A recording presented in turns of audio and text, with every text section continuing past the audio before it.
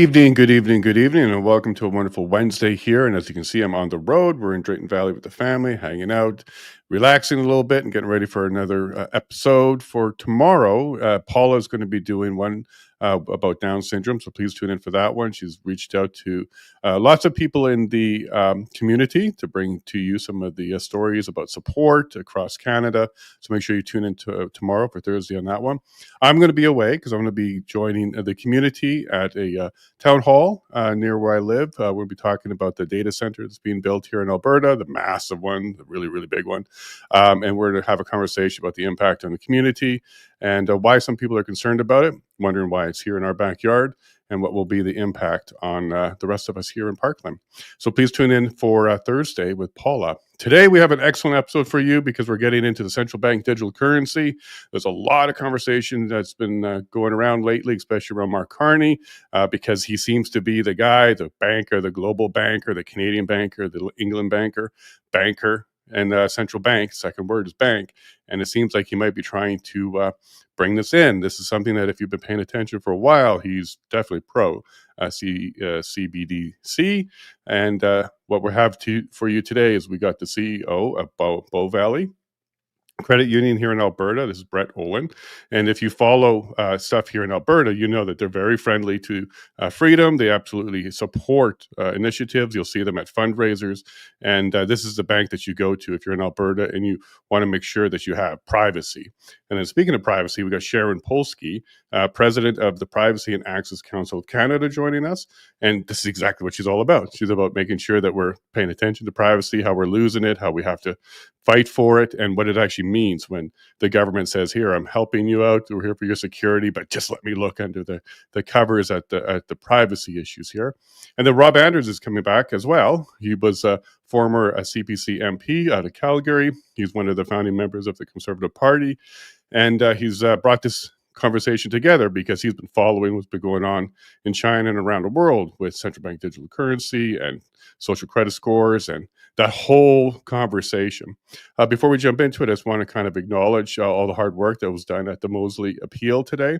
So if you didn't get a chance to check out the Zoom, it was a very good half day. And what we did have is the closing arguments. The Canadian Liberties Association, I think CCLA, they did a bunch of closing submissions. We had Blair Ector. We had the from the Attorney General's Office of Alberta and Saskatchewan did some closing as well, plus additional comments. It's really disturbing for me as somebody who really loves the law and really wants to work within the law and bring justice back to Canada, to hear the lawyers for the Crown or the government, however you want to look at it, lie. He stood there for about 2 minutes talking about how in Coutts, this guy took his big truck and he rammed into the inspection booth, and we were worried that the people are going to run into an additional inspection booth because the inspection booths are very important. That never happened. Okay, so James Sowery is, I think, what he's referring to. He ran over a cone. One person was doing a checkpoint. He ran over a cone. That was the end of the story. He got sentenced for that. But they turned that into a booth, and then they really put this narrative out there that was very dangerous in Coutts, Alberta, when that's not the truth. It really bothers me as somebody who loves the truth and wants to fight for the truth to hear government paid, because it's your taxpayer dollars paying for the lawyers for the government, lie. I'd like to see a lot more honesty come in.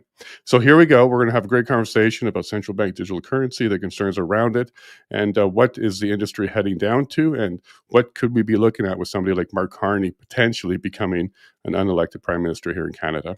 Let's go ahead and bring in Rob. Good evening, Rob. How are you? Good. Thanks for being here. It's good to be here. Thanks a lot for setting this up and connecting us to Brett and Sharon. Brett, good evening. Thanks for having me. My pleasure. And Sharon, welcome to the show. Thank you. It's great to be here. All right. So you heard a little bit of an intro here. Hopefully I got your names all right. And I was able to kind of grasp what we're going to talk about here. Rob, you reached out and said, well, actually, we were chatting a little bit back and forth about central bank digital currency. You're always sending these emails to keep us informed. So thank you very much for that. And I said, hey, look, let's have a conversation about this. And then you suggested Brett and Sharon to come on. So thank you very much for that. Let's go ahead and introduce yourself and what we're going to be talking about. Yeah, well, I was a member of Parliament for about 18 and a half years in Ottawa. And I just remember, some people talking about how they thought central bank digital currency was inevitable. And I was like, what? What? So I started going down the rabbit hole of that. And basically, if you want to understand central bank digital currency, just look at where China is. They have a digital yuan, and it's incredibly controlling. But the easiest way to understand it is just control. And so if you criticize the government, you can't buy a plane ticket, a train ticket, a bus ticket. You can't apply for a government job. If you criticize the government, you have limited opportunities, etc. They can expire your money. They can tell you that you have to spend it within a certain amount of time. They can tell you it's going to be spent on like an electric vehicle. The Chinese government even takes your pets from you if you're not in agreement with the government.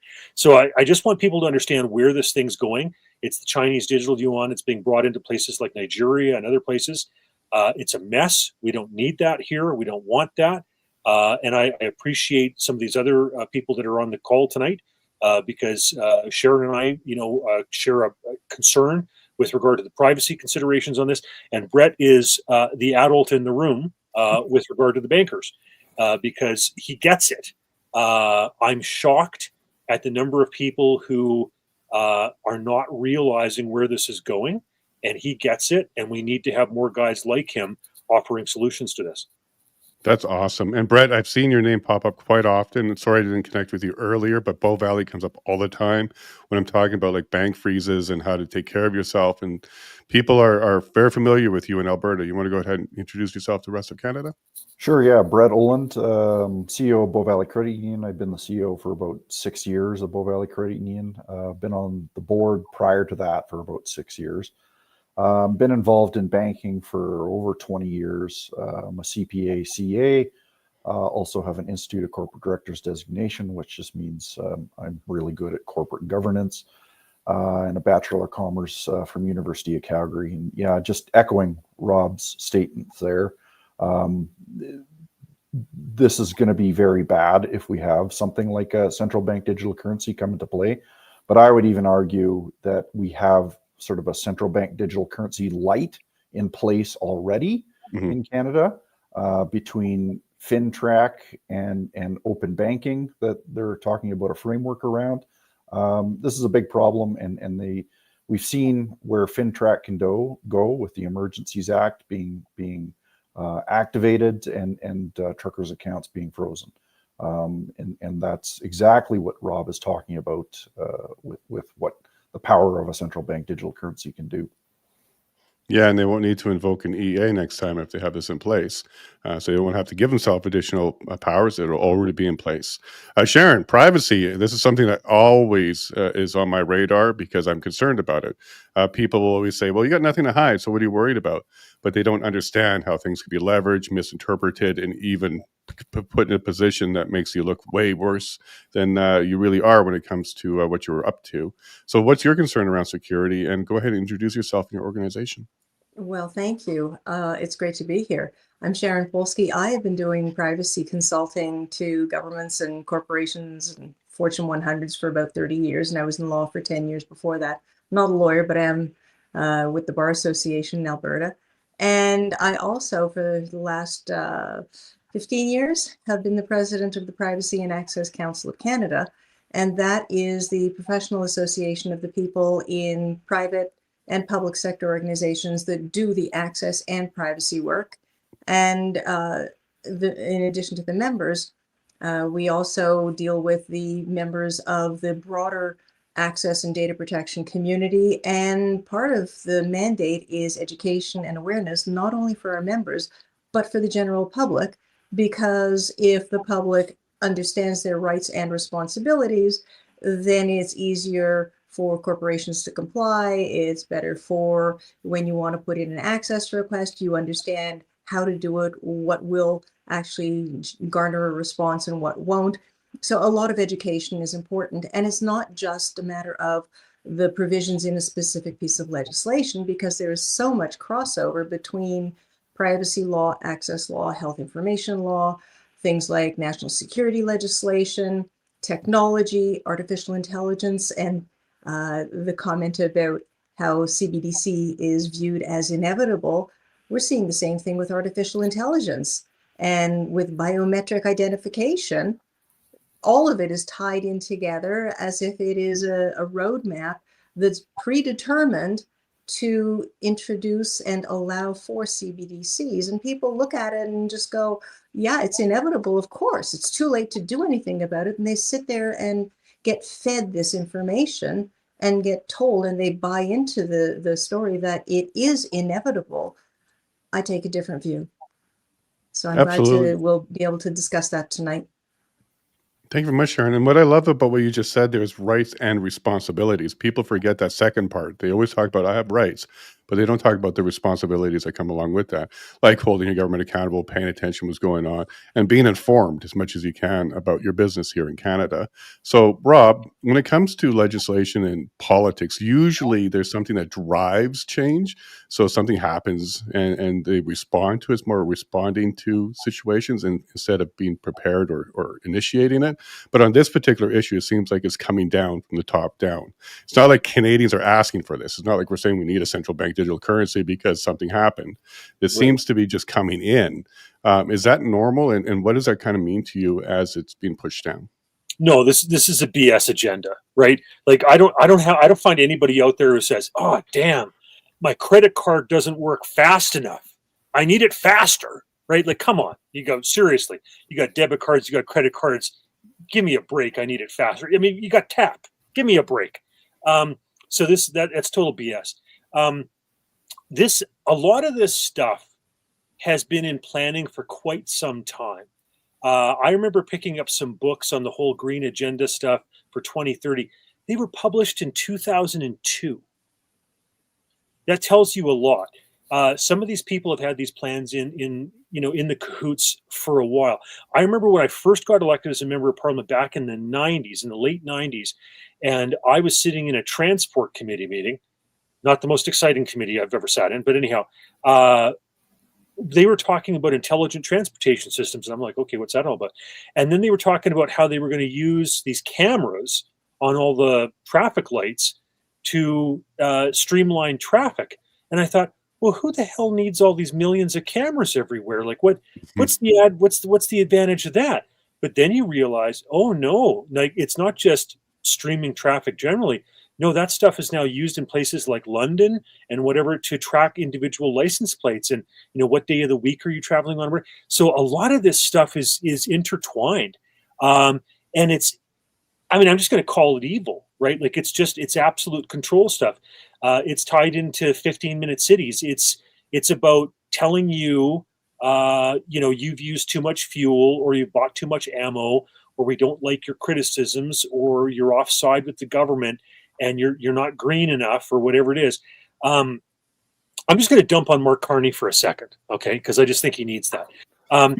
This is a guy who will look straight down a camera lens and tell people that we need to spend 150 trillion with a T dollars on the green agenda. And you scratch your head for a second, you say, well, hold on. That's 100 times the size of the Canadian national debt. That's 4.5 times the size of the American national debt. That's a huge number. So he's not talking about Canadian money. He's not talking about American money.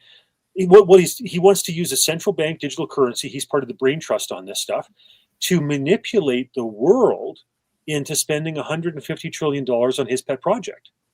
If Stephen Guilbeault said that, people would laugh it off. Oh, he's an environmentalist clown. If Trudeau said it, people would say, oh, he's a drama teacher. What the hell does he know? But when Mark Carney does it, because he's been governor of the Bank of Canada and the Bank of England, people nod their heads and they're like, oh, okay. It's insanity. Anyhow, that's my rant for that. Okay, and I'm sure we'll get into Mark Carney a little bit, wives permitting, because I think we have some restrictions there, Brett. But we're going to come to you next. You are a banker, okay? You run a bank, you're CEO, and you also have a lot of experience with director and governorship of a corporation, which is all great. How often is it that you create a product or service when your customers aren't demanding it, but some other partner or some other organization globally is suggesting you should have it? How often is that happening to you? It doesn't happen. And that's what's really unique, specifically around something like a central bank digital currency, where I think it was in June of 2023, the Bank of Canada came out and put out a survey, and basically the impetus of the survey was already directing people towards, you're going to use the central bank digital currency. How are you going to use it? And the thing is that I wrote a small paper on it and basically encouraged people to very liberally use the comment section of the survey. And they got about a 90,000 Canadian respondents, and it was overwhelmingly bad towards central bank digital currencies, to the point where the Bank of Canada actually pulled, said they're stopping conversation around it. But we know that it's happening in the background.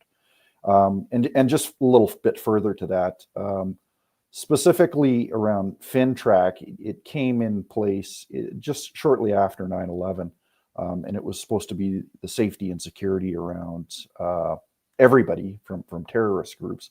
And we see how that's morphed over the years, to the point where there was conversations this past summer around documenting every single cash transaction that you had. So basically, if grandma gave you $5, you took it down to your local financial institution, they wanted to document that. And it's like, this is not the intention is for that we were sold anyway, especially around FinTrack. It was supposed to protect us against big hardened criminals, but it turns out to be just sort of a surveillance piece. And then just one final thing. A couple of years ago, I think it was 2021 in April, the federal government announced a whole bunch of money going towards an open banking framework. And basically, oh, well, you know what? We have this over in the UK. It's fantastic. You're going to use it. It's going to be great, type thing. And they tried to set up this framework. It's largely fallen quite flat, just because the banks have pushed back on it to some degree. But again, another tool that effectively the federal government's tried to ram down our throats as financial institutions. Well, thanks for letting us know about that. We'll get into that a little bit more as well. And Sharon, well, what's the big deal about privacy and security? Like when I go to McDonald's with my wife and we give them that little 4-digit code, they say, "Hey, thank you, Paula," even though I'm driving. And maybe if this data is all available, they'll say my name properly because they'll know it's me. So what's the problem here with privacy and security when it comes to connecting all these systems globally in a central bank? How long do we have to talk about this? It is You got time. so complex. Your social credit's good. Well, we know about that. I mean, I know that the RCMP knows exactly where I am, and when there's some things that are discussed online or on a phone call, I can see who has visited the PAC website, and there's a spike, and we can look at the IP address and see exactly who was looking, and there seems to be a correlation. I'm just speculating, but what's the big deal? We have nothing to fear. We have everything to fear. It is. I'm a big believer in personal responsibility and in making my own choices. I'm capable. I'm competent. I assume that most people are, and the idea that we are infantilized and there's government and bureaucracy that knows better, what makes their choices for me any more valid than my own or yours for you? It's pervasive. When you go on to, how many examples? You go onto a website, whatever the website, almost about 85% of the ones I've tested, and I know other organizations have tested much more than that. You go on to a website, you just type in the web address before you even see the website. Most websites have already told Facebook that you're looking. Right. If you type something into a form, it's automatically secretly transmitted to Facebook and to other platforms. They don't sell your information. They're absolutely legitimate when they say that, but they do accept a fee from advertisers that are betting and bidding on being able to be the one to have their ads put in front of you. There is a multi-billion-dollar industry, data broker industry, that's all about taking and sharing and trading on the value of the information about us. We don't have a direct relationship with any of these organizations. We have no idea who they are, where in the world they are, what they're using our information for.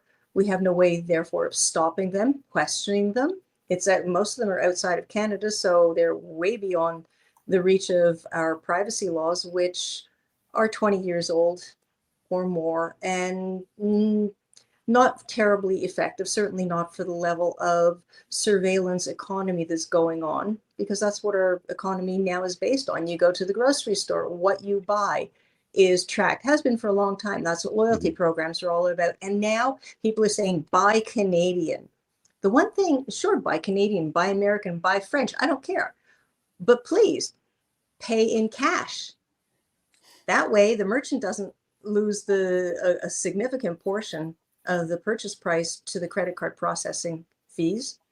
There is no trackable data. And it also sends a very clear message to the government that there still is demand for cash, cold hard cash. But we know that they don't want that because it's hard to track cash. It's hard to track cash and hard to take it away or stop it or block it or freeze it. Once it's in your hand, it's pretty hard to stop you. So, Rob, here's where we're going with this. I am concerned that what she's saying about the privacy is going to bleed into different parts of society, for starters. And like she just said there, buy Canadian. Well, what if I choose to buy American? Am I going to get one less credit score and one social credit score? But if I buy Canadian, I get like 2 bonus. Is that how they're going to try and control us when it comes to taking all this data? And cash is king, but it's also not being used as much. Like when I use cash, people look at me sometimes like I'm crazy. Like, what is that? I got to now make change and that kind of thing because they're just so tap oriented now. So yeah, what are your thoughts about that? Are we going to be running into troubles when it comes to our data and our security? And are we going to be tracked to that kind of level where the government comes out and says, buy Canadian, and if we don't, we're going to be penalized?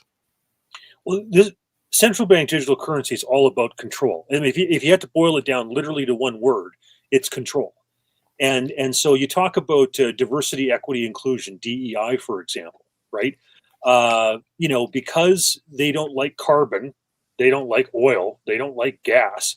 Now oil and gas companies, because of the regulations in place and whatnot, like they've got to have ridiculous return on investments to be able to jump all the various hurdles and everything else that are imposed.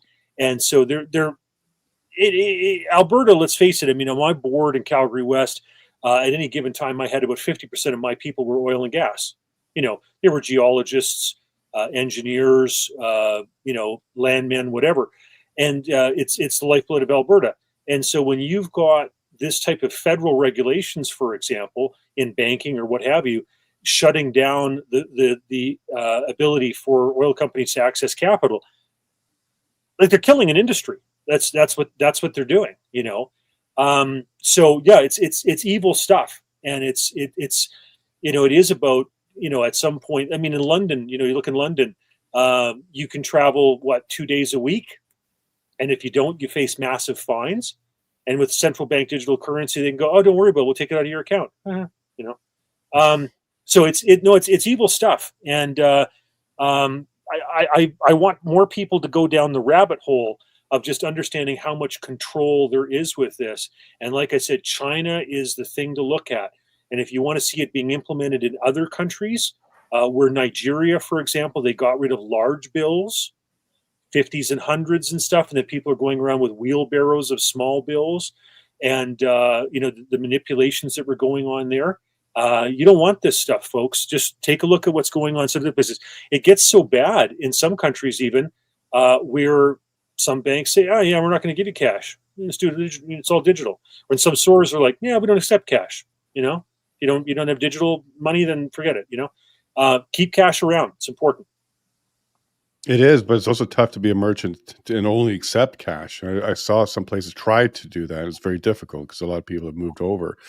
Brett, when I was watching the Mosley appeal last couple of days, the government was basically trying to wash their hands of the freezing portion because they were saying, "Well, we didn't actually do the freezing. We just sent lists to the banks and told them to use their discretion.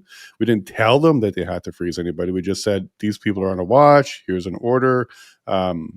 Do what you will," and basically said, we're not responsible. The banks did that. Go talk to them. Were you around? Did you receive any information in 2022 about this? You don't have to go into any details if you're not allowed to, but does that sound right? Like they were sending the list to banks and leaving it up to them for their discretion on whether or not they wanted to have service with that customer? Well, I'll just tell you anecdotally what I saw. So Christia Freeling went up on a platform and spoke and said, "Hey, we're invoking the Emergencies Act and we're using this to freeze bank accounts." Within hours, we got notice of major banks and ATB in Alberta freezing people's accounts. And so you can't tell me that they got this order and within hours started freezing people's accounts. They knew about this in advance and gave advance warning to the major banks and ATB. And what is really concerning is what I see in Canada, that there's supposed to be a very separate distinction between the commercial banks and the central bank and the government. They're all supposed to say three separate entities. And what I see is, especially with the central bank digital currency, these moving closer and closer and closer together. Like there's a reason for this separation. As a commercial financial institution, I'm concerned about profit and loss. Mm-hmm. And so if I have a big loss on my income statement, I have to answer to my shareholders and I have to answer to a board of directors.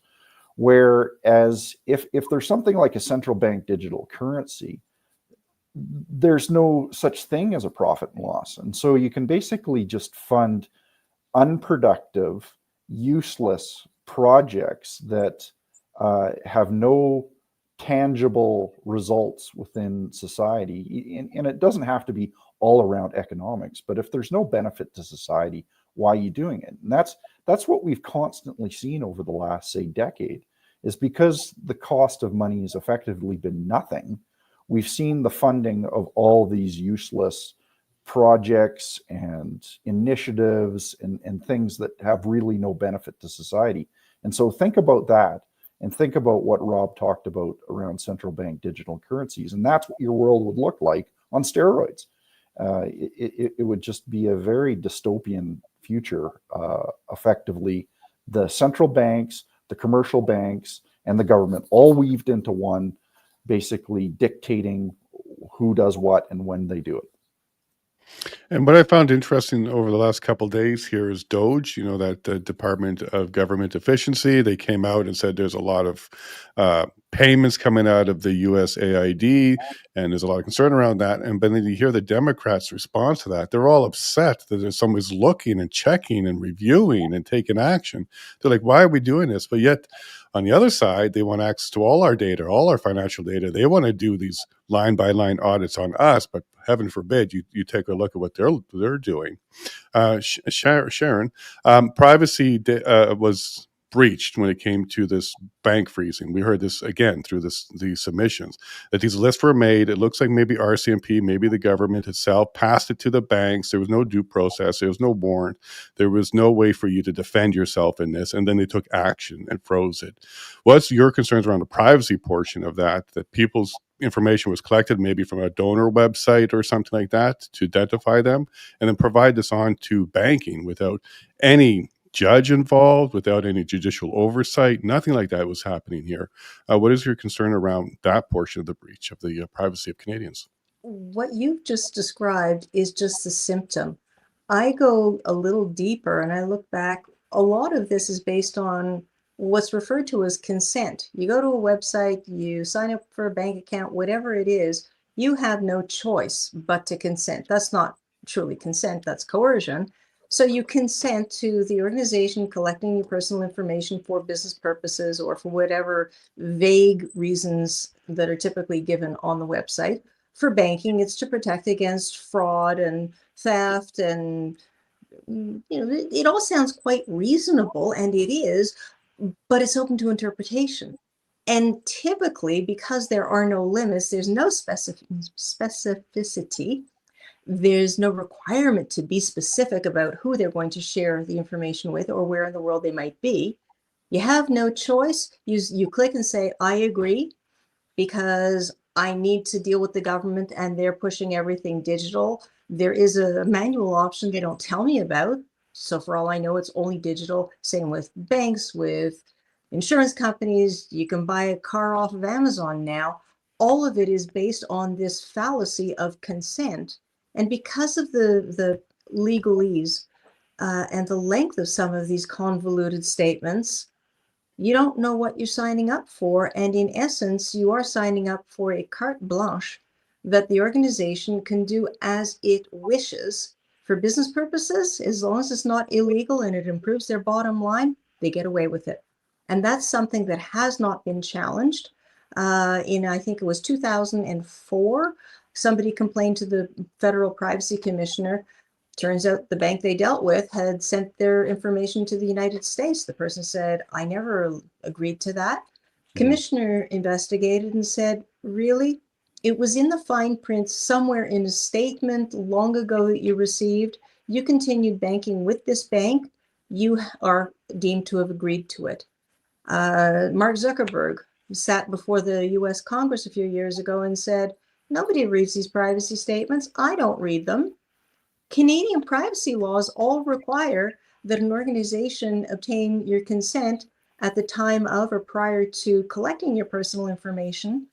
But if they all know that nobody reads these privacy statements, you can't possibly be giving informed consent.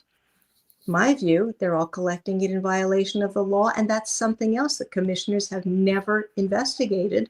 Some commissioners in Canada require a complaint to take action. Others, including the Federal Privacy Commissioner, they can launch an investigation of their own accord. It hasn't happened yet. So people give their consent, their information gets shopped around and traded and swapped and compared, and you don't know where it goes. And this is what happens. And then we see central bank digital currency, and they'll combine and look at other profiles of you. Facebook has a credit score on each user. Did you know that? They have their own type of scoring. It's guilt by association, if you will.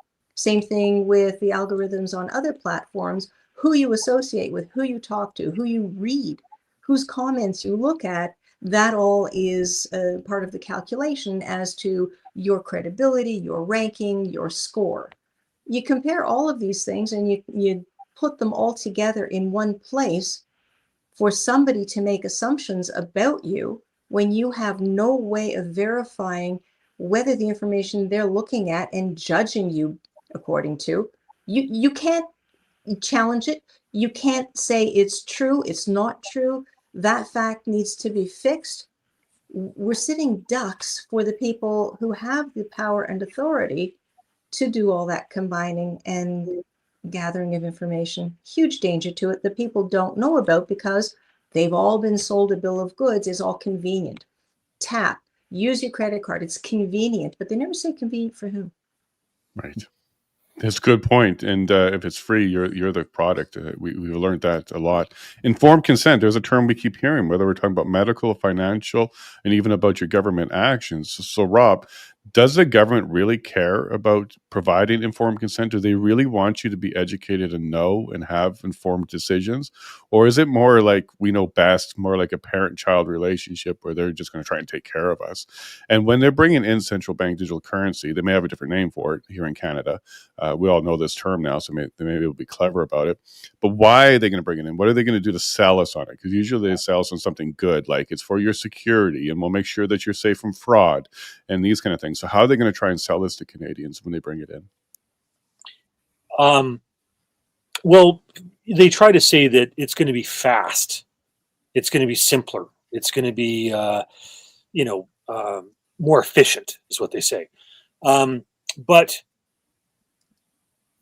I frankly think that banking is plenty efficient the way it is right now. Like I don't sit there fretting over the fact that I can't buy Wendy's fast enough because the tap's not working quickly. Like I think it's so ridiculous to say that, banking's too slow. It's like, really? Like I don't buy that at all.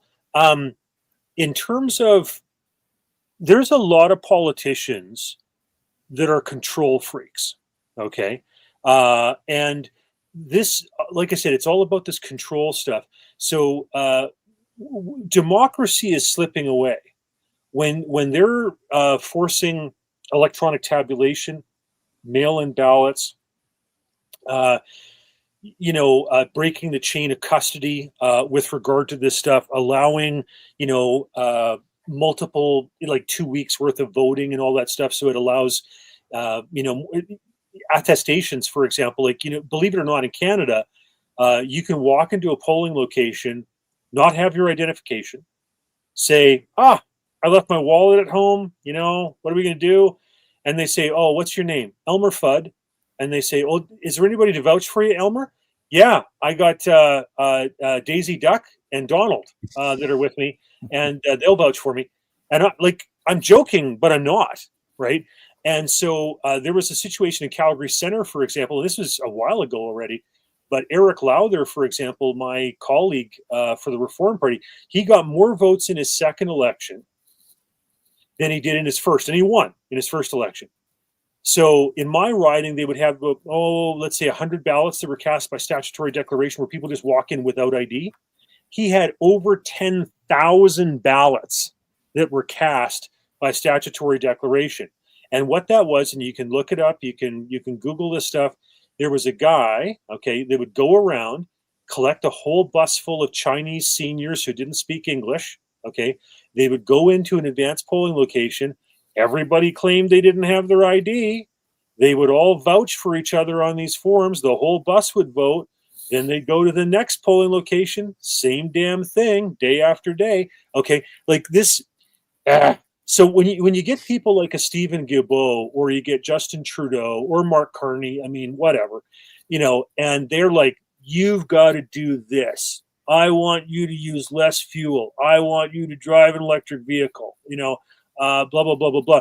It's all imposing an agenda. Environmentalism, green 2030, whatever you want to call it. Well, I think people are waking up to it, and I like the way you put it. But I want to move to Brett for a quick second here. What if I go to Amazon.com and or Amazon.ca, but it filters based on my current affordability, what I have in the bank, and they're not going to show me things I can't afford, and maybe they figured out my bracket and put me, started showing me items that they're not too cheap, like Goldilocks almost, not too cheap, not too expensive, but puts me in there. Or I go to cars.com and only lists off things that I can afford. I don't have to go through credit checks, all this kind of stuff. It's a really customized financial world for me now. Or McDonald's, pulls up my history and says, you want your regular, and they know who I am. Isn't this a convenient world? Don't you want to live in a world like that? Yeah, just one comment. I like how the Looney Tunes are hanging out with the Mickey Mouse Club there, Rob. That's nice. But yeah. Anyway, well, the thing is, they are two separate systems right now. So if you were to go to Amazon, they're not linked to anything. And you have to consent to a bureau pull for your actual credit score and things like that. But the thing is, that world is getting closer together as well. Meta tried to basically come up with a currency a couple of years ago. I know X is working on something right now. You can bet in the background Facebook is still working on it. Amazon's working on some kind of credit. So, and that's always sort of been my concern as well, is especially for the banking industry in Canada, where it's a monopolistic oligopoly. Eventually an Apple or a Google or an Amazon is going to basically come out with a value proposition as a financial institution and basically be able to stomp all over any financial institution just because they have so much capital and so much liquidity. There likely would be a day where one of these big tech companies actually becomes a financial institution. And with the size of them today, they would trounce all over something like even JP Morgan down in the US. They're so big. So. Well, one day, like I've heard like credit cards from Apple and stuff like that as well. So all of them are working on something, and we'll see where they're going with that. Now, Sharon, privacy when it comes to, for example, payment processors. So we've heard many stories where PayPal or Stripe will close or cancel your account. No warrant, no due process, no order. It's just they received a tip, or they don't like what you're selling, or even saying if you're a Republican podcaster, for example, a lot of them got shut down. under the Biden administration. Are we going to see a continuation of that, where political means and political desires and even political opponents are attacking, using your private information to deny you services, like what we've seen here with merchant providers? I think it's already happening. Certainly information is being used, our information is being used by foreign actors to launch propaganda campaigns, and that has been shown to sway people in elections, in how they vote, in what they purchase. It's very, very sophisticated psyops, and it's already going on, and it's going to get worse, because keep in mind, now the big push is to protect children from being able to see online what they're not allowed to see in real life. So children aren't allowed to go into a sex shop. They're not allowed to look at a girly magazine. They're not allowed to go into stores that sell cigarettes. Everything has to be kept under wraps. But they can go online and view all sorts of things. And because of mental health, and because it's true, some children have been bamboozled, they've been taken advantage of, they have ended up killing themselves. It's horrible, it's tragic. But because these isolated incidents, a lot of lawmakers in Canada, the UK, EU, Australia, they either have already passed legislation or are working on legislation to put in place so that everybody will have to prove their age. Now, in Canada, Senator Julie Miville-Deschênes introduced Bill S-210 in the Senate, and it was this close to becoming law. And she insisted, no, it's just for the pornography that is sold as a commercial activity on a website. But do a search. I've done this. Do a search for teen porn on Amazon.com, .ca, .uk, .jp, and you will see on the front search page a very, very graphic selection of whether it's girly magazines with some really gorgeous women in some very alluring poses, sex toys. Maybe it's because the kid is doing a research project for school, or they want to learn something. They will be blocked. But not only them, I will have to show how old I am to prove that I'm not a kid lying about their age. Pornhub has already shut down access to their service in a lot of American states because of that, and they say it's absolutely wrong that private companies should be compelled by law to collect the personal information of their customers. In the States, it's also a freedom of expression argument. We don't have that here, but it's going to get a whole lot worse, because from age gating, digital identification, again, it's convenient for someone. All of it gets tied together in the background somewhere that we're not allowed to know where, by whom, or what they're going to use it for. Things like Rob was saying with automated license plate readers that can be tracked and are tracked to identify exactly where you go. You take an Uber in Calgary, in Edmonton, in many large cities. Part of their licensing is that they must provide detailed reports to the city administration monthly that indicates the precise time of day of you calling for the service, of it arriving to pick you up, the precise geolocation of the pickup and the drop-off. If it's a city where most houses are multifamily, apartment buildings, that sort of thing, it's one thing. Calgary, Edmonton, an awful lot of the houses are single family. So it's really easy to track that the Uber every Friday at 10 o'clock in the morning came to this precise geolocation that tracks to a certain person's house and takes them to a synagogue, a mosque, an abortion clinic, a psychiatrist's office, whatever. And who is going to see that information and use it for what purposes? And what business is it if there's anyhow? It's a huge problem, very complex, very convoluted. And a lot of people, they're busy with their own lives and they kind of go, I don't know anything about this. The people, the experts, they can deal with it. I don't know. And I have nothing to hide anyhow. Yeah, cell phone data. I'm going to come into that one with you in a second there, Sharon, because you have well, maybe you do, but most people have no idea how much is actually collected and what they can find out about you. We'll get to that in a second. Rob, you will own nothing and be happy. We've heard this before. And we also heard that Klaus Schwab said something along the lines like, in the future, you won't even have to do your taxes. They're going to be done automatically for you. Is that because of central bank digital currency? They're going to literally know where every single penny comes in and out if they put that kind of system in place. Is this what he's talking about specifically, the WEF? Let me just rant about the CRA for a second. Sure. So, in my personal circumstance, after I left office in 2015, I had 7 charges laid against me for tax evasion by the CRA. All of it was thrown out of court. Okay. It was stayed, it was dead, whatever. I'm still to this day dealing with all the money that they took on the sale of a property that I had in Saanich, BC. They took $300,000, and they took more money than just that. So maybe about $400,000 in total. And they weren't owed that money. I mean, it was all bogus. It was all a political witch hunt. But they did everything in their power to deprive me of being able to renew mortgages and everything else, because they put these erroneous sale and seizure orders onto my mortgage. And what bank wants to renew your mortgage if there's like a $300,000 sale and seizure order? It's ridiculous, right? And it was all bogus. I mean, I had to do like a half dozen representations to the credit rating agencies to get some of the stuff removed. It was erroneous, and all this type of stuff. And so, like, can you imagine? CRA has 59,000 employees. It's larger than the Department of National Defense in Canada. Wow. We have 10 times the amount of agents for the CRA that Germany does per capita. 10 times. We have 7 times the amount of CR agents in Canada compared to the IRS in the United States.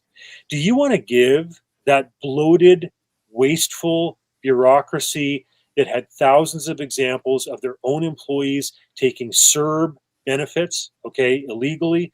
Do you want to give that the power to just of their own will go in and take whatever they want out of your bank account because they think you owe more money? It's all about control, folks. It's disgusting, and I'm still before the tax court to deal with this stuff. And then Schwab and his automatic taxes and stuff like that. So is this a WEF agenda that's coming down? Yeah, well, those guys are just plain old evil, right? I mean, somebody, an intelligent friend of mine said, "How did we not see this?" And the best, answer that I can give is that, some of the threats were more in your face, and these guys were plotting this out over decades. And they wrote it in books about, the green agenda and 2030 and all that type of stuff. And we kind of I guess we didn't take them seriously enough, and we didn't realize how much subversion had gone on and how proactive they had been at kind of courting and shaping politicians in Canada. You look at Jacinda that was in, say, for example, New Zealand. Like, she wanted to take mRNA, vaccines and inject them into the water supply. Oh, wow. Like, how evil and messed up is that? But these are some of the characters that were attending these forums in Davos and stuff. It's very, very troubling. Brett, okay, so I'm starting to get a little bit concerned here because for central bank digital currency to come in, it doesn't seem like there's a consumer desire for it. We're going to get to Sharon in a bit about fraud. Does it help with that at all? But if there isn't a push from consumers for it, and we really don't want it, and we're really worried about it, how are they going to usher it in? And one of the first things that come to mind is, well, you devalue or you break the trust of the current system, create some sort of chaos, and then bring this in as a solution to that chaos. So I don't know if there's a collapse or something to do with a run on the banks or some trust or privacy issue that gets exposed or hacked or something. But what could they do to bring this in? Do you think they will get cooperation from banks like yours? Or is it going to be something a little bit more dramatic where they're trying to usher in a new system to replace one that seems to be burning down or something? Well, and I think the best reason I can come up with, besides the control piece of why they want to do this, is because the debt-based system that we've been under for give or take 80 to 100 years, is collapsing. Like it's really is collapsing under its own weight. And when you get to the point where the consumer is saturated in the 2008 financial crisis, now the public system and the municipalities and the provinces are saturated with debt, where does it go? And it effectively just goes to the currency. And really the only solution to get out of this is to print as much currency as you can, to devalue it. And one of the ways to be able to do that without anybody having any say around that is a central bank digital currency, because you can basically just create digital dollars out of nothing. Right now, the system doesn't have that quite effect into it because there are these checks and balances. But when, okay, I'll pound on Mark Carney once. When he talks about, we're in an economic emergency with tariffs around the US, when he's already talking like that and he's not in office yet, and he's already staging a position where as soon as he becomes the Liberal leader, that he's going to basically take over and say, we can't have elections because we're in an economic emergency. Right. I don't think you can put anything by a government that says something like that. And they're willing to basically tear down the system and build up something different around that. And I think the tool that they thought that we're going to use, although there seems to be a lot of pushback, is the central bank digital currency. Now, just one other thing, you talked about, the CRA a little bit there. Not many people have heard about open banking before, but this open banking framework that I mentioned before that came out in 2001, what it is again, there's a separation between third-party providers, your financial institution, and the government. With open banking, if a financial institution wants to contact this third-party provider and you allow it to have open banking, and you see this right now, it uses a technology called screen scraping, and basically just grabs a bunch of data out of your bank account and gives it to, say, QuickBooks, if you wanted to put in a budget or something like that. But with something like open banking, what it does is it gathers all that information from that accounting software and siphons it through a government agency. But not only does it grab it from your individual financial institution, it runs out to the CRA, it runs out to the titles office, it runs out to wealth offices, it runs out to insurance companies, and creates this whole picture of you financially and siphons it through the government. And so that's open banking. You have to sign on and agree to these terms to it. But if you do it once, all of a sudden you've given them permission to basically create a complete financial picture of you, which is housed nicely at some bureaucracy in Ottawa. When CRA started offering that online login via the bank, that was a concern to me because they were obviously in partnership and they had a kind of relationship. But are they trading any information during that logon? Do you know there, Brett? Well, it's definitely getting closer together.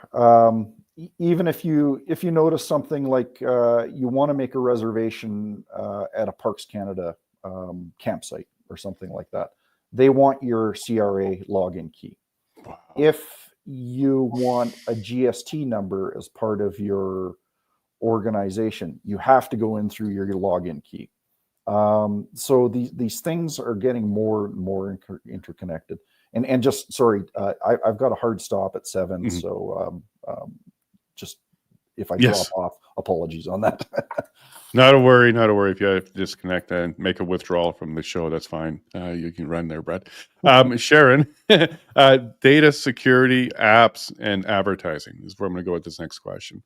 I was watching this little documentary about the Epstein Island thing and how they were able to track people literally from the island all the way to their home using ad-based market data that was being collected from apps on your phone. So when you see like a Google ad or a Facebook ad or anything like that, very centralized, they're collecting a bunch of information, including your latitude and longitude.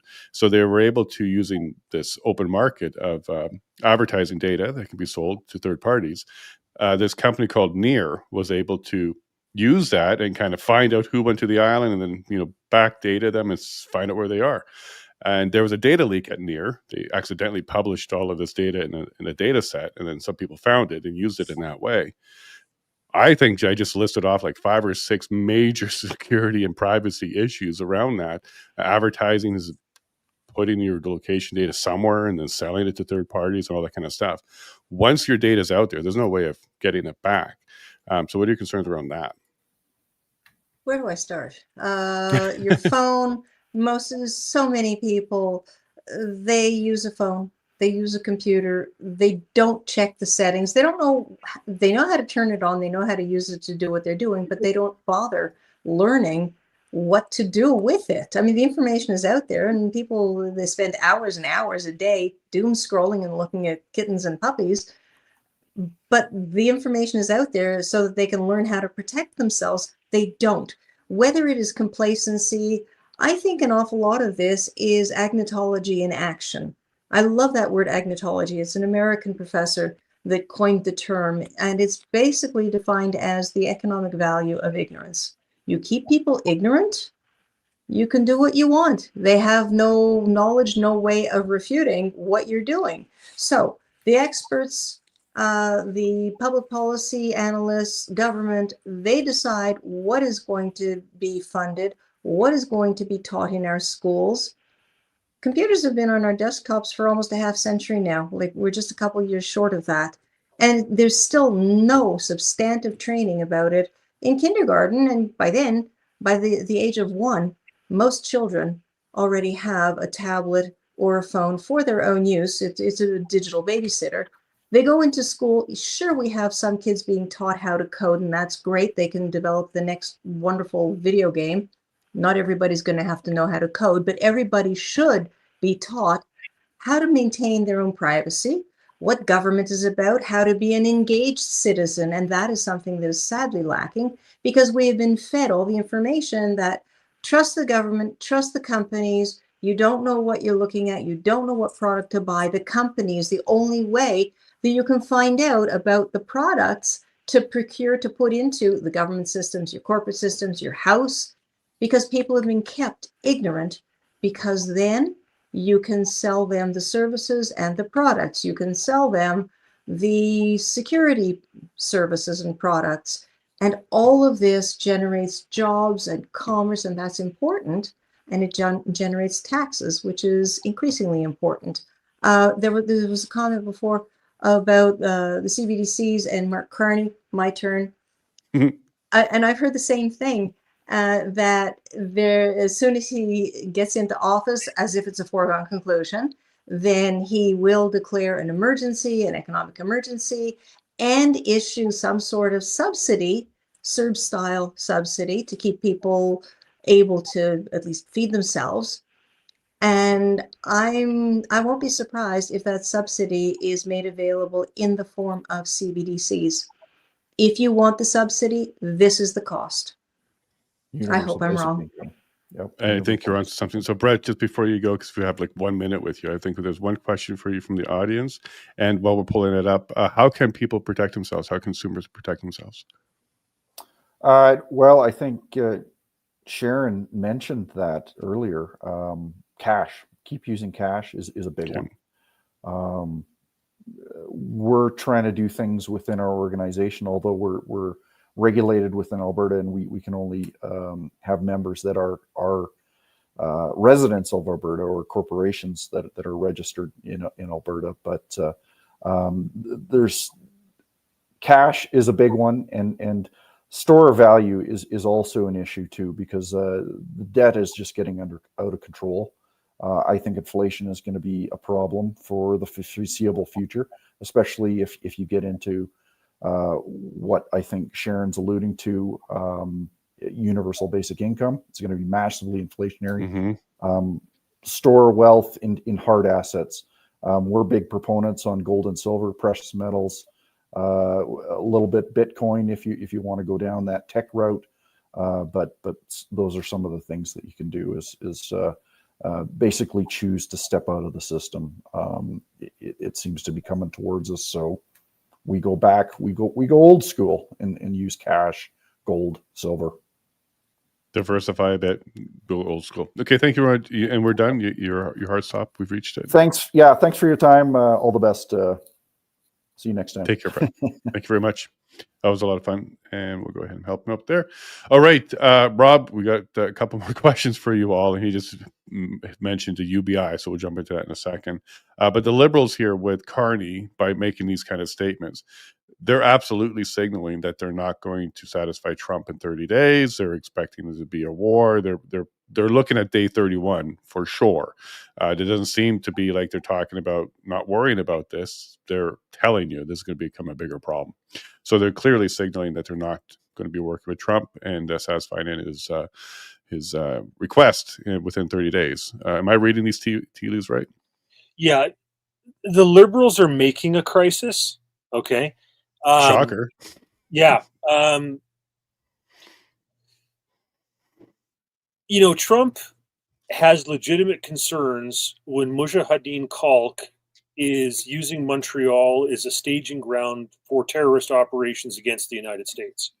Or Ahmed Rassam is traveling from British Columbia through Port Angeles to blow up LAX.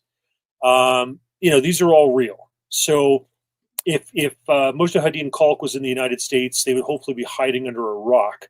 But if they're operating in Montreal, they've got a media spokesperson. It's ridiculous. I mean, Cellucci actually said, as ambassador for Bush, that Canada was an aircraft carrier off the North Coast with a bunch of terrorists on it.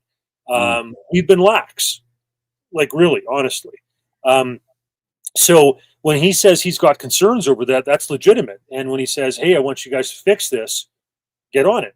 But instead, the Liberals want to play this tit for tat and help destroy the economy rather than fix the border security issue. They want to go ahead and play a tariff war. And sometimes you say, well, why would the Liberals, why would Carney, why would Trudeau want to do that? Well, if you accept that these guys have drank the Kool-Aid on the globalist WEF stuff and would love to destroy an economy and destroy a currency and whatever to implement their crazy ideas, now you kind of understand, So yeah, they're making a crisis something that doesn't need to be. And a couple other things I wanted to touch on in some of the previous conversation was with the Emergencies Act. It passed the House of Commons because of the NDP backing the Liberals. It never passed the Senate, right? They didn't get the Senate approval. Thank God, I think what was really going on is Chrétien still had some of his people who'd been in there, and he was like, don't give it to him, So Trudeau was like, all right. Now, unfortunately, he's appointed most of the senators. So they're now largely, Trudeau appointments. Something Sharon was talking about earlier was they say, we don't want kids accessing, porn, et cetera, blah, blah.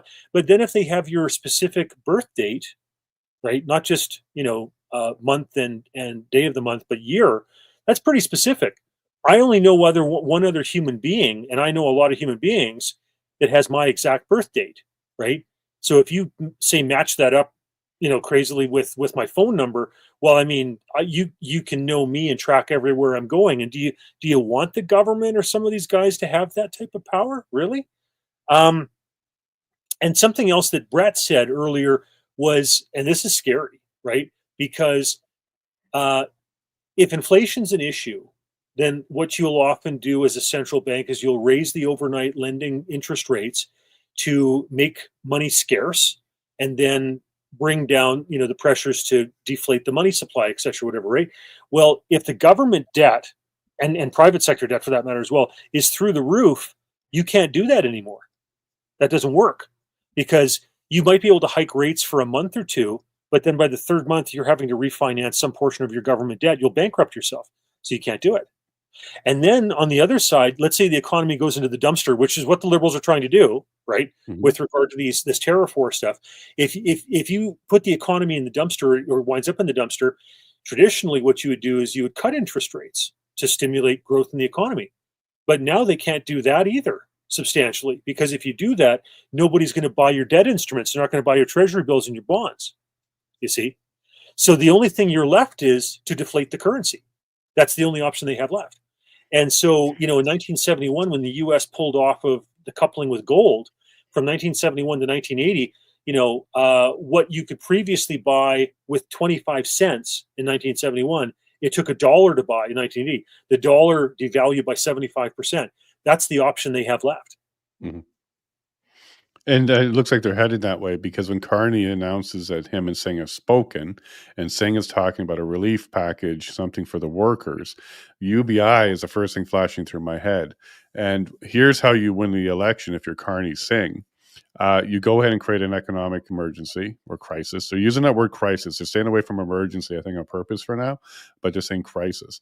So you create this crisis. Clearly, they have no intention to avoid it.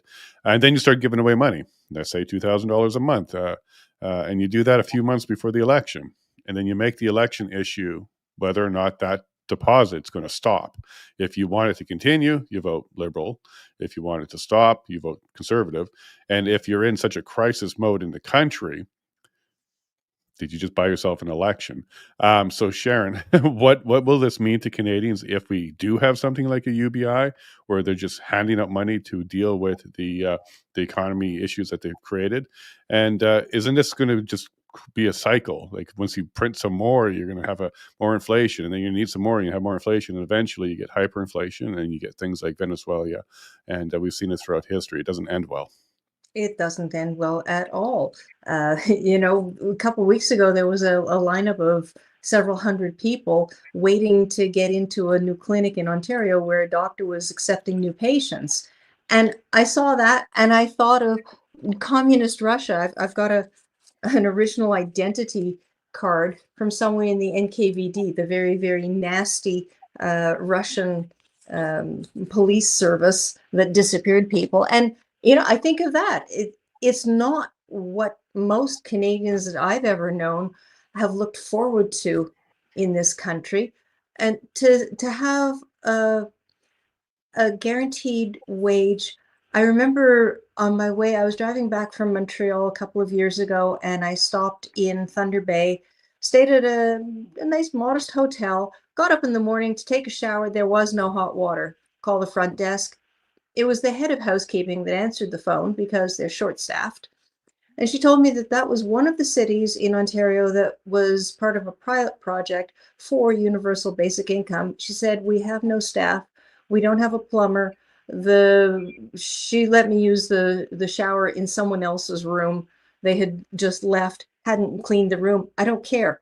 I want a shower. She said there were 7 people who had made appointments for interviews to work at that hotel. 1 person showed up. She hired them on the spot, because what happened to the rest of them? All they have to do is say that they have an interview.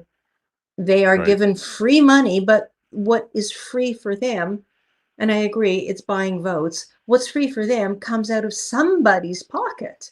And wasn't it Thatcher who said that socialism is great until you reach the bottom of someone's pocket? It comes out of someone's pocket. And considering that the population is aging in Canada, there's a smaller and smaller and smaller proportion of people who are earning enough to be taxed. There's the ones who are beneath taxation. There's the ones who have the money to avoid taxation. There's the ones who no longer work and they don't get taxed. It's a very, very increasingly small proportion of the population that is funding all of it. It can't last. It is not sustainable. There's that word I was waiting for, sustainable, because it certainly isn't. And we're already cashing in on our children's future. We've been doing that for quite some time now. And Rob Carney, get my turn to bring him up and mention him a bit here. He came in under Harper. So Harper appointed him to the Bank of Canada in, I think it was 2008, I want to say, or 2018. 2008, yes, sir. 2008, right. That's Harper. Okay, he's a conservative. I'm sure you know him well. And now he's back for the Liberals. And is there a single party here? Like, why does it seem to be they all know each other? Or is he the only banker turned Liberal out there? Or is he part of a game? Because, it was Harper who appointed him to the Bank of Canada. Yeah. Is it a club and we're just not in it? Yeah, effectively. Yeah, I think that the globalists have been kind of more clever than we give them credit for. They're not dumb. So, my take on how this works I haven't been to Davos, but I'll just give you my take on how it works. Is you give somebody a subsidized trip to Switzerland. They go, and you kind of pepper them with some ideas, some presenters, and you see how open they are to, hey, how about depopulation? Hey, how about 15-minute cities? Hey, how about central bank digital currency? Blah blah blah. And the more open they are, they're like, oh, check mark, we got a winner. And then they do what they can to facilitate, to groom whatever that person to put into a position of power, a cabinet minister, whatever. And there's been a lot of that going on. It's been going on for a while. So, Jacinda Ardern was a terrible example of that in New Zealand. Carney is. I mean, let's break down who's who in the zoo here. Trudeau is a drama teacher that can do some talking points, right? Like that's what he is to them. For a guy like last name. Yeah, for a guy like Mark Carney though, he's a brain. Like he's oh well, it's how do we tweak and come up with and make central bank digital currency work and sell that, right? Like Mark Carney is a far more effective salesperson for that than Justin Trudeau would ever be. So Justin Trudeau is a talking head, useful idiot for those guys, but for Mark Carney, he's one of the brains, right? So that's way more dangerous, way more scary, way slicker, way smoother. So yeah, that's a problem. And let me just talk about Harper and Carney just for a second, okay? So in 2007, 2008, you had Freddie Mae, Fannie Mac, AIG, everything going in the dumpster, subprime. There were American banks that went down over this, right? We had Canadian banks that were badly overexposed because they went out and branched into the American market, even the Mexican market, etc. What happened was Carney and Harper got together. It's clever, smart, okay? They bought a bunch of bad debt off of the chartered banks in Canada because otherwise our banks would have been overexposed. So it was a combination of, for some of the American loans, it was bought by the Federal Reserve, and for a good chunk of Canadian loans, it was either the Canada Mortgage and Housing Corporation or the Bank of Canada. And then when the market stabilized, because we were within 72 hours actually of the total global credit system crashing at that time. And when the market stabilized later on, months later, they were able to, buy back some of the debt, et cetera, whatever. So it saved Canadian banks from going under. But that was the sleight of hand collusion, whatever you want to call it, that saved some Canadian banks. I know Mr. Flaherty, God rest his soul, said that, Canadian banks were safer, et cetera, that happened in the US. There were no collapses. Well, it was because of, what Carney and Harper did.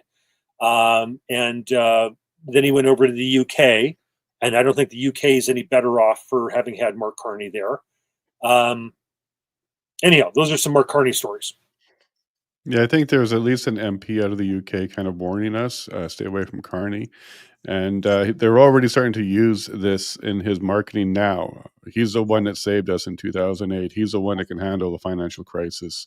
They're already positioning him that way as the best option for Canada to deal with any economic crisis, even if it's self-made by them. And we saw this with Freeland, and Freeland's still going to be around, whether she's the leader or not. She's still going to be around, and she's on the board of treasurer, she's on the board of. Is it president of the Treasury Board? No, what? She's the WEF, so she's on the board. Sorry, yeah, WEF. Trustees, the trustees, yeah.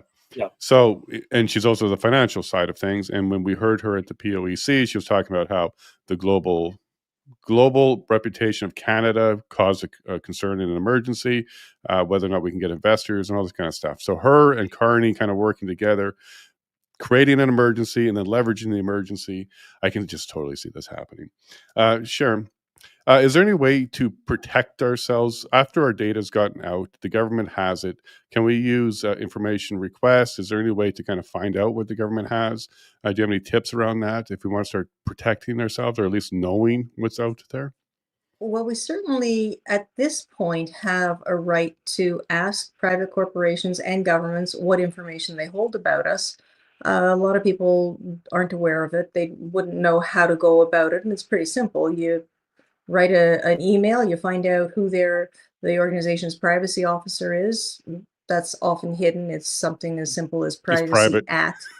Yeah, I'm not kidding. You're not kidding. I've seen that where I've sent an email to privacy at whatever the organization, and it bounces back. This is private. I'm not kidding. Problem is, legislation is changing.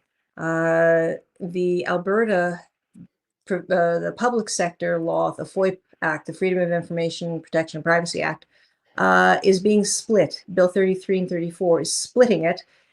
There was very, very little consultation that we're aware of. There was some very serious concerns expressed by our current privacy commissioner, and she was very diplomatic when she was explaining it to myself and a group of other very interested people. And basically, whatever she said was soundly ignored. It is going to give Alberta public bodies, so every ministry, every public organization, every agency, the ability to decide for themselves if your request for information is too much of a nuisance. They're not going to bother. It used to be that under the previous law, that if an organization wanted to disregard a request, they had to take it before the Information and Privacy Commissioner, who would look into it and adjudicate and say, yes, it's a nuisance, it's a vexatious request, the person has been peppering you with requests, yes, you may ignore it. That's not going to be the case any longer.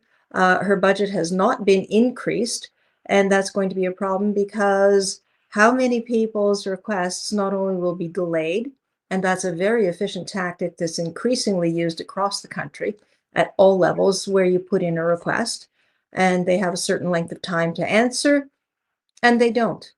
Or they say, yeah, we'll get to you when we get to you. They give an estimate, some outrageous price that is absolutely unaffordable by individuals, much less organizations. So you appeal that, and it goes back and forth till you finally come up to an agreed amount, and then they say, oh, we're busy, we'll get to you, it'll take, we're taking an extension because we can declare an extension. And there's a lot of requests that are late by years. Actually, years, not 30 or 45 days late, years late, and there's nothing we can do. And when an organization says we have no responsive records, we have no way of ensuring the veracity of that claim. So right now, the laws are weak.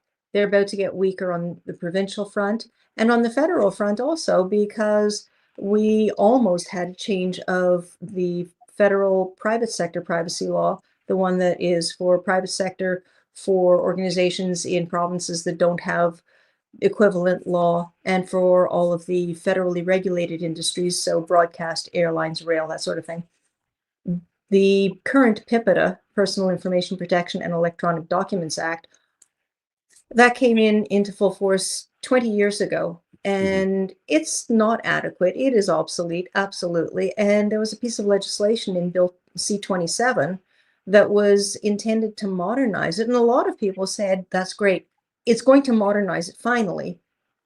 And we can't afford another 20 years till they come up with something better. This isn't great, but we'll take what we can get.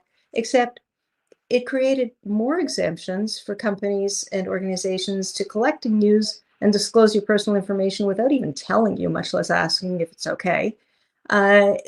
It's great for commerce. It's not good for privacy. What people have to do is make this an election issue before elections, between elections.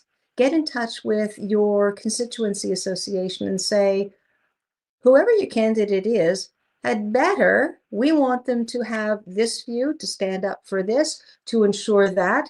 If you can't give me your assurance that that will be the case, I might take my vote elsewhere.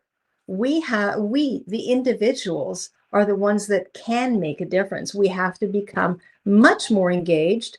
Stop looking just at the media, the mainstream media, which unfortunately has developed a rather unsavory reputation, because there is a Heritage Canada, there's a series of subsidies where the mainstream media in Canada gets hundreds of millions of dollars a year because their advertising revenue isn't what it used to be because of the internet, because the federal government spends millions of dollars on American platforms, might have something to do with it. So they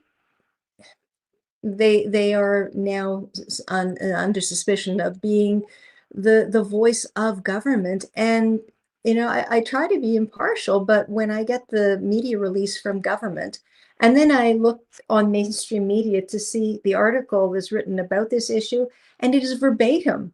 There's no investigative journalism. There's no time put into it. There's seldom tough questions asked.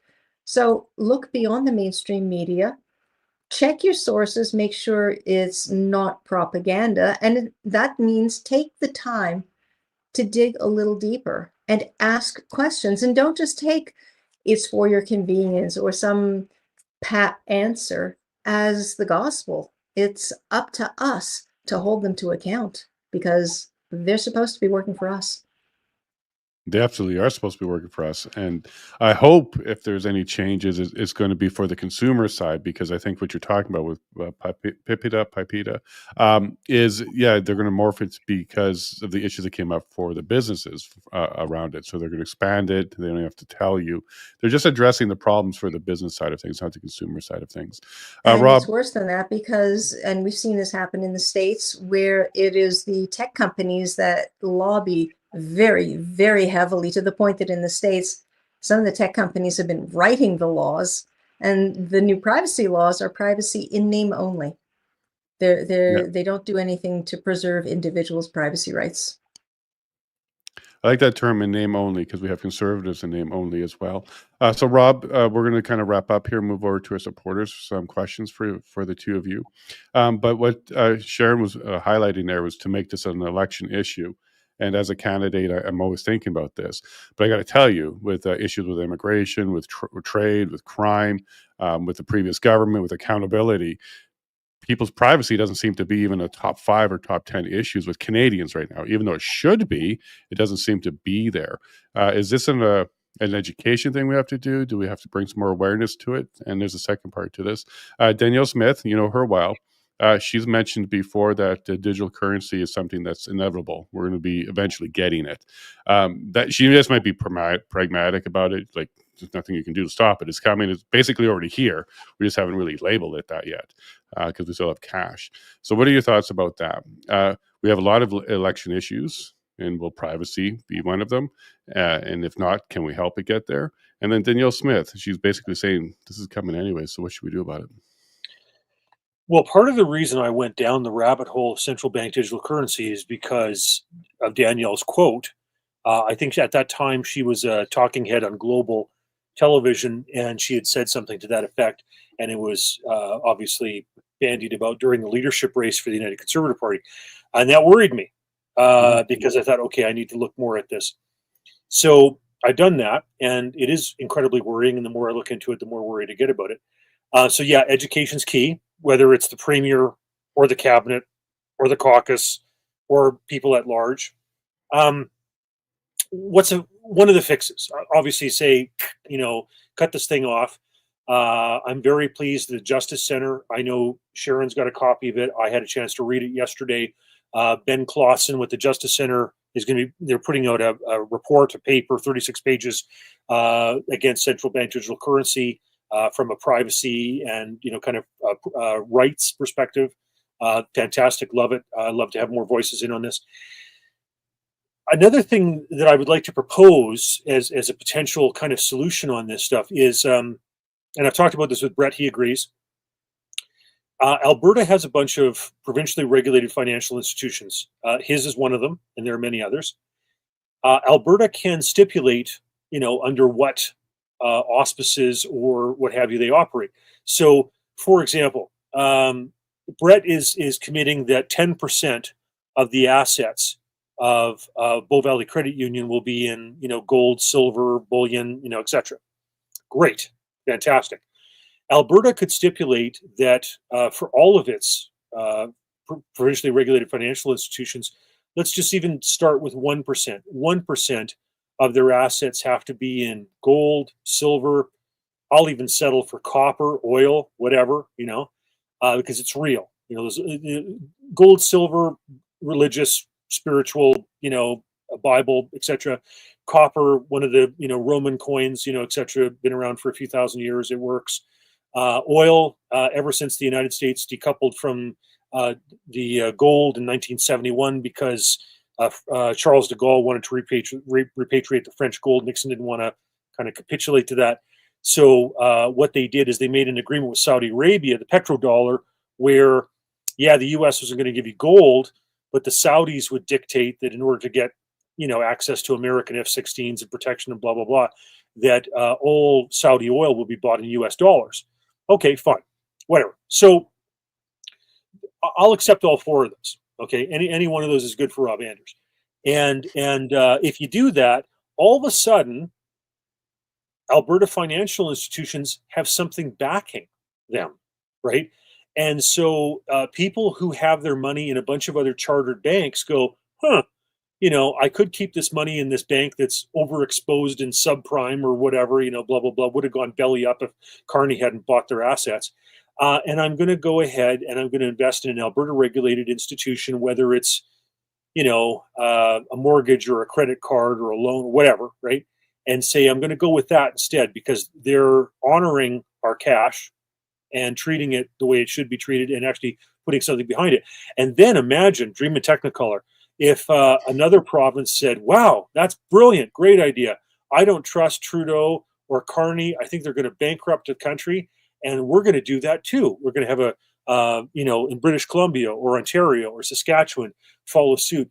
All of a sudden, if you get enough of that, there's a critical mass. It makes it very hard for Carney or somebody to crash the system because people can go to other institutions, And something I wanted to say, going back, to the Emergencies Act as well, is that first off, it wasn't passed. Mm-hmm. Number two, a number of those banks voluntarily complied and undermined those people supporting the truckers. And I want to give you a shout out, Mr. Lavigne, because you were at the courthouse with me where some of those guys in Coots and Milk River were being tried and they were going through hell. And I'm sure they appreciated to have you every day in that courtroom showing support. That was a big deal. And I thank you for that. Thank you. Yeah, 100%. But yeah, we need to have a bulwark against this stuff.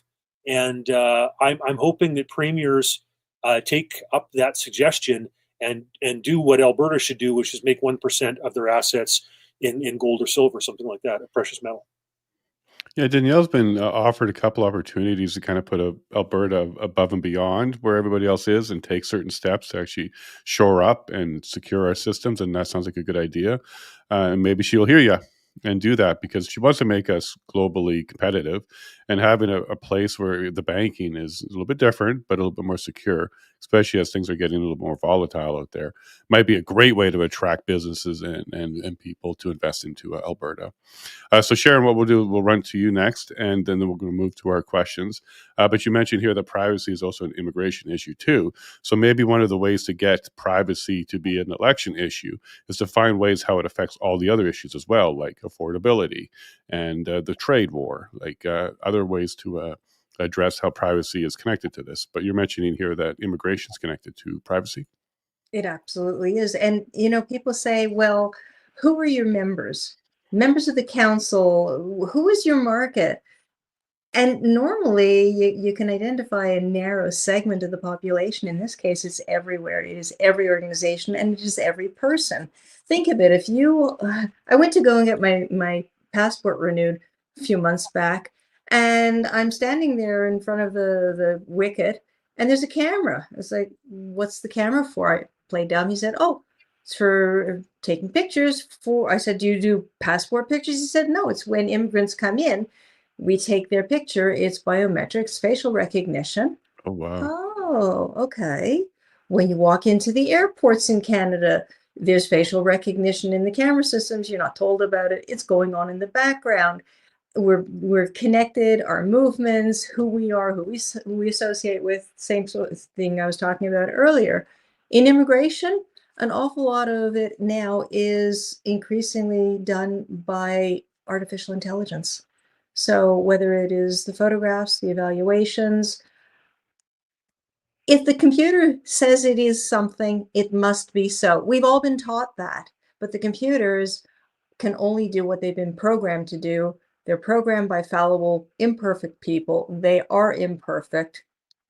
That's been proven. People have gone to jail because the algorithms get it wrong. So what happens if somebody is immigrating into Canada and the algorithm gets it wrong? Who do you ask? Who do you challenge to say, how did you make this determination? We don't have legislation in Canada to say how artificial intelligence can or cannot or must be used. That was a part of Bill C-27 that failed, and just as well because the part that dealt with artificial intelligence was really a travesty. And so better that they start all over and get it right. Privacy and access to information is part of absolutely every part of our lives. I had a baby years and years and years ago and immediately started getting pamphlets and coupons for Hmm. Infolac and Similac. I hadn't given my permission, as it turns out. I didn't have to because in the Alberta health legislation, you have no opportunity to consent to anything except the treatment, but you don't have the opportunity to say no, which means our information can be used for things like research. I'm still asking, when is research going to be defined? And that's part of bills 33 and 34 in Alberta, that it can be used for research for the public good, which sounds wonderful. But go back to COVID, and there was a lot of concern when one day it was revealed that 33 million Canadian cell phones, the locations, had been given over to the Public Health Agency of Canada for the public good.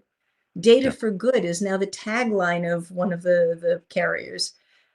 We don't get a say in that sort of thing. So research, for all we know, is research by or on behalf of the pharmaceutical companies. We don't know. We're not entitled to know. We Canadians writ large, need to start asking questions and getting the message across that it matters to us. It matters to me a lot, and I was watching some TV or a stream with my family. Is this a show we watch, Daily Dose of the Internet? Okay, it's a little funny thing. It's just a light humor. But one of the things they were doing there was this gentleman. He was trying to make a purchase at a store, and he had no eyebrows, and the facial recognition was having trouble identifying him without his eyebrows. So the funny part was they taped eyebrows to him, and then boom, everything worked. But the red flag there is, had that not worked, there was no way for him to pay. They were getting so desperate to put tape on his eyebrows to make it work because there was no other way for him to pay. That's Yeah, that's exactly where we're headed to. we You're are, and set. it's going to exclude so many people. You know, my parents, they're elderly now. They ran the company, they built the company, they used computers all the time, laptops. Of course, now it's beyond them. They can't be bothered. They still have their marbles, but it's beyond them. To tell them that they have to go online to do their banking, they have to go Mhm. online to communicate with their government, that they must go online to make an appointment for a medical appointment. That's going to exclude an awful lot of people. The elderly, the people with disabilities, people whose reading skills are not very good, people who have a language problem, don't understand it. If I was in Quebec, I'd have a problem too, because it's all in French now.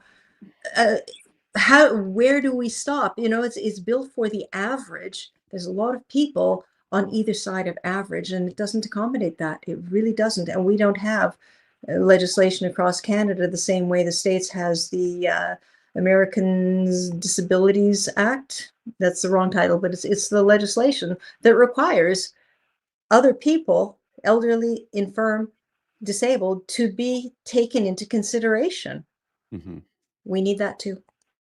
Yeah, I think it's Desjardins or Case Populaire, where they actually get rid of cash machines now, or ATMs, and forcing you to use the app completely. So we're seeing this all over the place. Last question for you, Rob, before we move over to the questions with our supporters. You will know this because there's some press out you that's not flattering. And I have a lot of people who don't like me, and they post incorrect information about me. And there's a guy with my same name down in the US has a really bad record if you want to go look it up. And there's people all over X saying this is Jason, that's the same guy. Well, AI is not going to know the difference. So as they're scrubbing all this information, they're pulling up all these articles about me and do this about you. AI may, falsely connect us to some really bad people because there's so many sources connecting, and it's not intelligent, right? It's not really intelligent. So how is that going to affect people when there's like malinformation out there, and AI is using it to scrub and figure out who you are and give you a score? And if they looked you up, there's a bunch of CBDC articles that aren't going to be favorable, but they're not accurate. So what are your thoughts around that? Yeah, no, for sure. There's all sorts of problems fraught with that. I think there's a guy who paints plates in the U.S. His name is Rob Anders. I don't know if that'd be a bad association for me, but Maybe for him. Yeah, I don't paint plates anyhow. But for him, if they pull up you, they might think that he had issues in Canada. Yeah, exactly right. Yeah. Oh, he's a tax cheat, that paint plater dude. Yeah, no, yeah, for sure.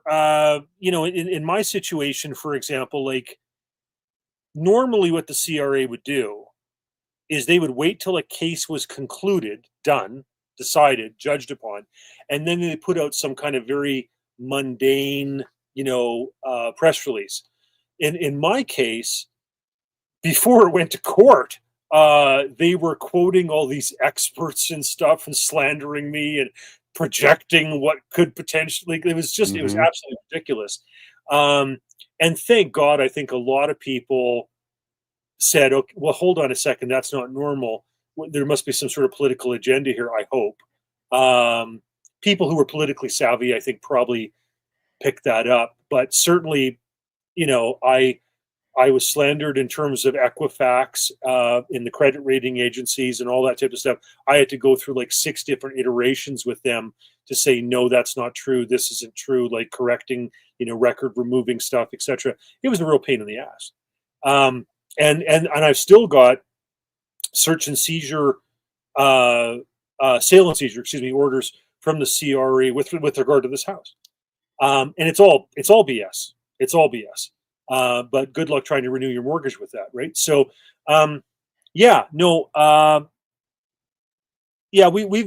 we're facing real problems with regard to this stuff. And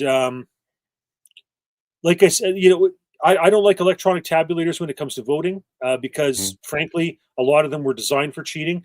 I remember talking to a Venezuelan intelligence officer, and he was there when the Christian Democrats were in, and then saw what happened under Chavez and the communists as they came in. And he said every single election, they just got a little more sophisticated about the cheat, right? Yeah. And certainly Dinesh D'Souza did a great service by putting out his movie about all the mules that were delivering ballots in the 2020 election. I believe that Donald Trump was defrauded of that election. And all this stuff that makes it easy to cheat, right? I said to one of my friends who's well connected with the premier, and this person was a big fan of electronic tabulation and AI and everything else. And I said to this guy, I don't program in C. I'm not a Unix programmer. Like, how the hell? And I've been involved in elections. I've done 10,000 hours in politics, so I know my politics. But if somebody tells me, well, this is what the computer says, I'm not a computer expert. How do I go in to challenge that? Right? Do I have to have somebody who programs in Unix or C or something like that to translate for me? So just go back to paper ballots. Allow it to be counted on one day. None of this BS about how ballots can be sent in, and if they've been post-dated, or postmarked for a certain thing, they'd be counted up to 2 weeks later, because then you don't know the result. It's garbage. Simplify the system. Make sure you have a real chain of custody of the ballots. Don't allow for all these things that allow for the cheating. But that's not convenient. It's not convenient for someone. No, I get you. And we got to find another way to do this. I'm a digital guy, right? So I grew up as a tech guy. I am that C programmer that you can call on. And you don't program in Unix. It's a platform. But in either case, I could help you. But the point is, even I'm very wary about that because I do know what you can do as a programmer, developer, the technician. I actually know what we're capable of, and I was kind of whistleblowing about Facebook before they had their whole privacy issue with what was that name of that research Clearview? Analytica? Oh, No, Cambridge Analytica.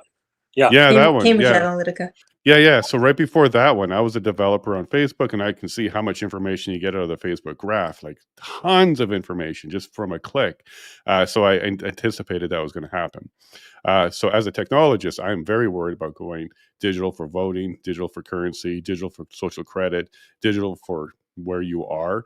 And you just mentioned 2000 Mules. That's one of the shows that show, or the movies that show, how your fingerprint, your digital fingerprint, is being collected all over the place. And that's how they knew that people are going around to the same ballot boxes and dropping things off.